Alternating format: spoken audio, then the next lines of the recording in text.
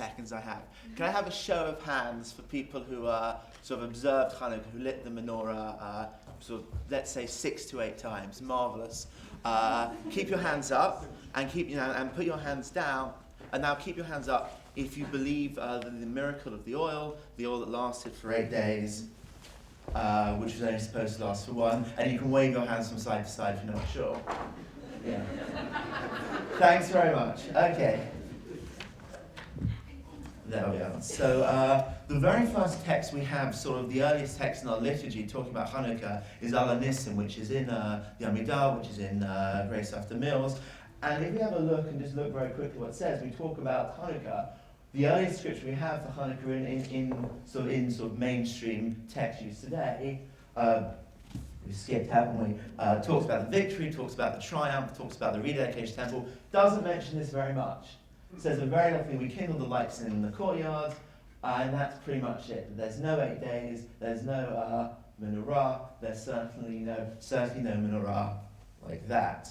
And in fact, the earliest historical source we have immediately related to Chanukah actually comes from more than 300 years before. It's sort of a pre-Chanukah miracle, if you will. When the Second Temple was first dedicated, one of the things which was considered miraculous and triumphant about it was the way in which the flame from the first temple was preserved and retained. And the tradition continued today in the Ner Tamid. And this flame was hidden by the priests and was miraculously found and rediscovered. And that, according to the second book of Maccabees, is the miracle of Chanukah. The second book of Maccabees now survives in Greek, that it never made it, although it was probably originally written or very quickly translated into Hebrew, it was excluded from the canon and never made it into the original into our text in our liturgy. The first book of Maccabees, which is ever so slightly earlier and more or less contemporaneous, with the Chanukah itself, doesn't mention any miracle at all, just says they dedicated the temple, they had a festival, it lasted for 8 days, and that was pretty much that. And it's interesting and there's a certain irony here, in that the most obvious and symbolic symbol of the menorah these days isn't actually a menorah that's lit. It's an unlit menorah that appears on the Israeli coins, and it's the unlit menorah which you see here overlooking the Temple Mount that's considered symbolic and resonant of Chanukah these days, a light that's in potential but doesn't really exist. The main story that we know of Chanukah, the Gemara in Shabbat, which I put up here, but which I've cheated added as a second slide a little bit later, is the first source that mentions the light itself, and it picks up on something which we know from Josephus. In Josephus' time, the first century AD, Chanukah was called Orot. It was a celebration of light.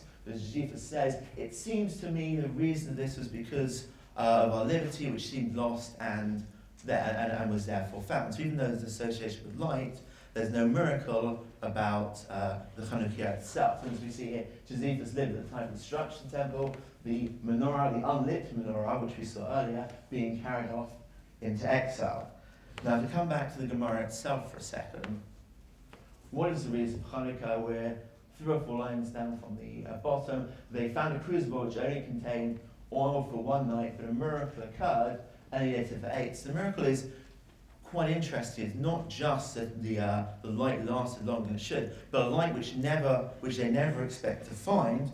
A light was rekindled. Just ignore that one. A light was rekindled, and a light was extended. And so there's a really open question about whether or not this text in the Gemara was ever really designed to be taken as a literal historical account of events, coming in many years later and sort of embodying and symbolizing an event which fits incredibly well into what the rabbis come to understand as Chanukah, the preservation of Jewish identity.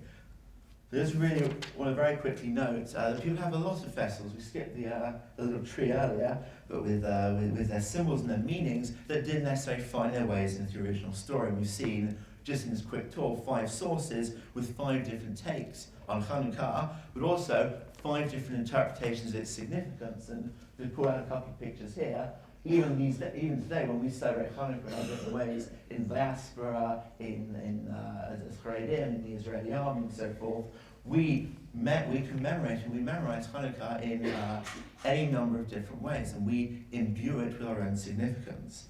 Now, I've raised a lot of questions. I appreciate I haven't given you very many answers, so I just thought I'd give you one very quickly, which is, if you want to know how to spell Chanukah, it doesn't matter. Spell it however you want, as long as you spell it with 8 letters. Thank you very much.